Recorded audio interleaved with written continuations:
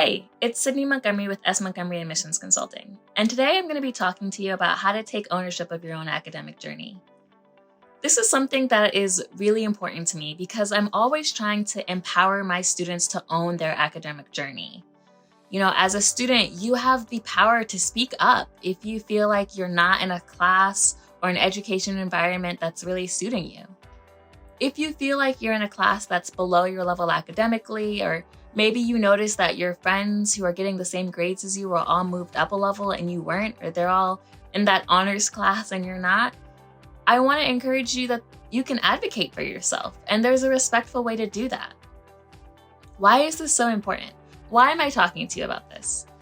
Because where you are in school and class and the courses that you take could not only drastically change the long-term four-year course of your high school trajectory, but it will show the teachers that you take initiative and you care about your learning. This kind of action can speak volumes in a positive way. Parents, especially parents of younger children, can also reach out to counselors if they notice this is happening. So I encourage any parents listening to be vigilant about checking your students' course and level placement. Sometimes students are subtly placed into different groups based on a teacher's perceived ability of that student. This is usually referred to as that implicit bias. This happens most often in elementary school, but it can still happen in middle school and high school. Sometimes students aren't recommended for honors or AP courses, even though they're performing highly. And this just might be because maybe they're quieter or they don't seem as eager to learn because that's just not their personality. And sometimes it can be just because the teacher notices other students more. But if you feel like you're consistently doing well in school, but you're unchallenged, you should ask yourself whether you're in the hardest level of that particular course. Getting all A's isn't always a good thing. Sometimes it means you're not being challenged enough. Counselors can also take notice of students who seem to be overperforming in understimulating courses and have a conversation with the student or the parent about the level placement. In that same vein, though, students should strive to reach higher than just the bare minimum high school graduation requirement. Colleges like to see that students go above and beyond the requirements, and strength of curriculum and success in those courses is the number one factor colleges look at for admissions. Now, I'm not saying if you're listening to this that you need to take courses that are going to make you miserable, but you should push yourself to take the next highest level course in the classes you do enjoy.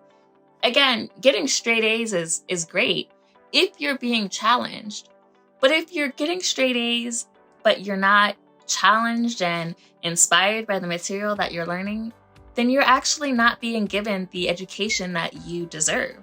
You're kind of shortchanging yourself, and the school owes it to you to give you the material that's going to help you be the best student that you can be.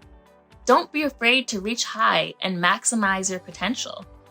When you're choosing schools for your college list, try to make sure that it's a list that's tailored to your academic profile. Statistically, low-income and minority students undermatch in the college process. You might see the word undermatch a lot, but maybe you don't know what that means. Undermatching means that you don't go to a school or even apply to schools that are meeting your academic potential. A 2012 study in the National Bureau of Economic Research found that a majority of high-achieving, low-income students do not apply to selective colleges, despite being academically qualified. This can happen for a variety of reasons. Financial, maybe you need to stay closer to home, or you have family reasons or responsibilities. Or maybe you just don't have access to information about different schools.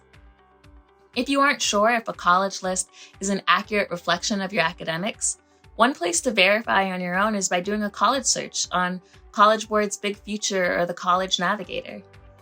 There are options there for you to put in your test scores and your GPA. If your school has access to Naviance, you can use this as well. And you can ask your counselors to help. Counselors can collaborate with other counselors, especially counselors of color, when recommending schools to students. As I mentioned earlier, implicit bias shows up in a number of ways. Just like it can affect teachers' recommendations for honors or AP courses, implicit bias can cause counselors to contribute to this phenomenon of undermatching by not recommending certain schools to students that really they should have access and information to. So, for counselors, sometimes having a system of checks and balances can help to combat this.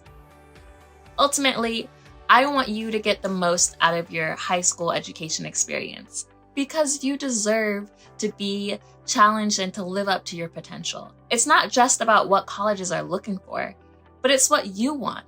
It's about your learning. It's about taking ownership of your journey. If you want more tips on how students can maximize their college application process, I definitely suggest you check out the podcast that I just did with the College Essay Guy on 17 things that students of color and their parents and counselors should know about the college application process. Definitely subscribe to my channel and check out my website for more blogs and admission tips. Of course, feel free to send me an email at info@smontgomeryconsulting.com. I'd love to hear from you.